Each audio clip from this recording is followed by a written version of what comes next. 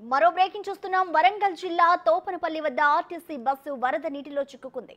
సమీపంలోని తోపనపల్లి చెరువు ఒక్కసారిగా పొంగడంతో కట్టపై వరద నీరు ముంచెత్తింది. దీంతో ఆ నీటిలోనే ఆర్టీసీ బస్సు చిక్కుకుపోయింది.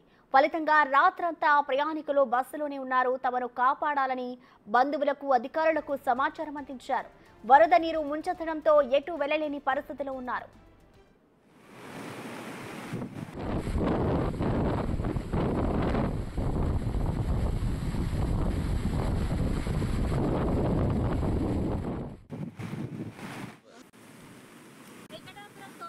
మధ్యలో ఉన్న వాగులో మధ్యలో చిక్కున్నాం సార్.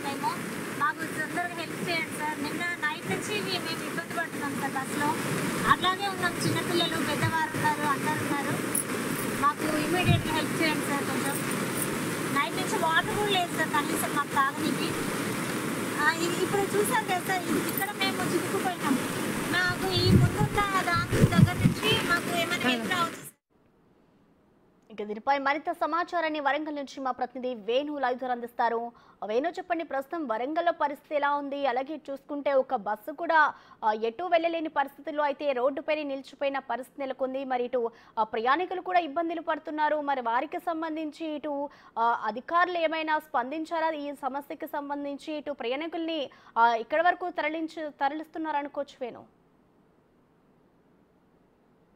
అంటే ఉమ్మడి వరంగల్ జిల్లాలోని మహబూబాబాద్ తర్వాత వరంగల్ రెండు జిల్లాలు వరద బీభత్సం అయితే సృష్టిస్తుంది. రాత్రి నుంచి ఎడతెరిపి లేకుండా కురుస్తుండటంతో దాదాపుగా 52 సెంటీమీటర్ల వర్షపాతం మహబూబాబాద్ జిల్లాలోని ఇనుగుర్తి మండలంలో నమోదైంది. పర్వతగిరి లోపల వరంగల్ జిల్లా సంబంధించిన పర్వతగిరిలో కూడా 48 సెంటీమీటర్ల వర్షపాతం, భారీ వర్షపాతం అత్యధికంగా ఈ రెండు జిల్లాల లోపల నమోదైంది. అయితే మహబూబాబాద్ జిల్లా అయితే మొత్తంగా చుట్టూ వైపులా కూడా దాదాపు మహబూబాబాద్ టౌన్కి వచ్చేటువంటి అన్ని రహదారులు కూడా పూర్తిగా తెగిపోయి వాగులు ఉధృతంగా ప్రవేశించడంతో రాకపోకలు కూడా పూర్తిగా నిలిచిపోయాయి. అయితే వరంగల్లోని నెక్కొండ వద్ద బస్సు పూర్తిగా వట్టి వాగు పూర్తి స్థాయి లోపల తెగి రోడ్డుపైకి భారీ ఎత్తున ప్రవేశించడంతో అక్కడ ఆర్టీసీ బస్సు వెళ్లే పరిస్థితి లేకపోవడంతో రాత్రి నుంచి కూడా అక్కడే నిలిపివేశారు. అట్లాంటి పరిస్థితి మొత్తంగా వరంగల్ మహబూబాబాద్ జిల్లాలోని దాదాపు మహబూబాబాద్ జిల్లాలోని 82 తండాలు ఆ గ్రామాల లోపల ముప్పు గురైన పరిస్థితులు ఉంటే వరంగల్ నగరం లోపల 32 కాలనీలు నీట మునిగాయి. దాంతో పాటుగా పర్వతగిరి, నెక్కొండ వైపుగా 22 గ్రామాలు పూర్తిగా నీటి లోపల మునిగాయి. ప్రస్తుతానికి ఆ ఆర్టీసీ బస్సు తోపనపల్లి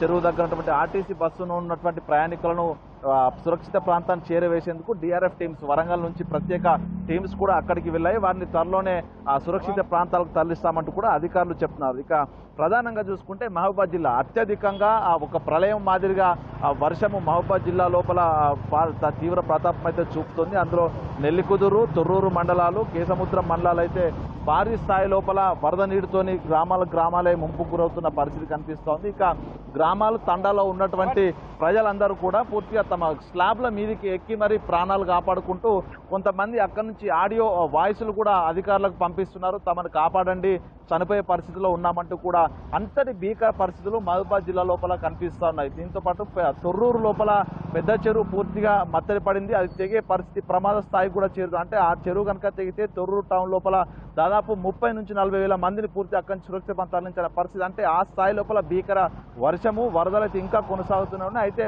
వరంగల్ జిల్లా లోపల కొద్దిసేపటి క్రితమే వర్షం తెరిపివ్వడంతో కూడా కొంత సురక్షిత ప్రాంతాలకు, లోతట్టు ప్రాంతాలకు తరలించే పరిస్థితి కనిపిస్తోంది. ఇక్కడ దాదాపు ఇప్పటికే 8 పునరావాస కేంద్రాలు కూడా ఏర్పాటు చేశారు. ప్రజలు లోతట్టు ప్రాంతాలు ఎంకే నగరు, ఎన్హెచ్ నగరు, ఎన్టీఆర్ నగరు, సాయినగర్ కాలనీ ప్రజలందరినీ కూడా ఎగువ ప్రాంతాలు తరలించే ప్రయత్నం చేస్తున్నారు. ప్రస్తుతం మనం చూస్తే ఇది హనుమకొండకు సంబంధించినటువంటి విష్ణుప్రియ కాలనీ. అంటే కాలనీ అవతల వైపు వెళ్ళడానికి కూడా ఇట్లాంటి వరద నీరు చుట్టుముడుతుండటంతో మరికొద్ది సేపట్లో ఇదంతా కూడా రాకపోకలు పూర్తిగా నిలిచే ప్రమాదం ఉంది. కాబట్టి ప్రజలందరినీ కూడా ఆ ట్రాఫిక్ డైవర్ట్ చేస్తూ ప్రజల్ని ఎగువ ప్రాంతాలకు పునరావాసకి తరలించే ప్రయత్నం చేస్తున్నారు. ఇక ప్రధానంగా అటు మహబూబాబాద్ కేసముద్రం నుంచి మహబూబాబాద్ వెళ్లాల్సిన రోడ్డుపై కూడా పూర్తిగా ట్రాఫిక్ అంతరాయం ఏర్పడి పూర్తిగా వాహనాలు ఎక్కడెక్కడ నిలిచిపోయాయి. దాంతోపాటు రైల్వే ట్రాక్ కూడా ఇంటికన్న వద్ద పూర్తిగా డ్యామేజ్ కావడంతో ఇప్పటికే ట్రైన్లు నిలిపివేశారు. అయితే సెంట్రల్ నుంచి హైదరాబాద్ నుంచి ప్రత్యేక టీమ్స్ అక్కడికి రావడం జరిగింది. వారికి కూడా మరమ్మతులు కూడా చేస్తామంటూ కూడా చెప్తున్నారు. ఒకవేళ కనుక ఇదే వర్షం ఇట్లాగే కొనసాగితే మాత్రం పూర్తిగా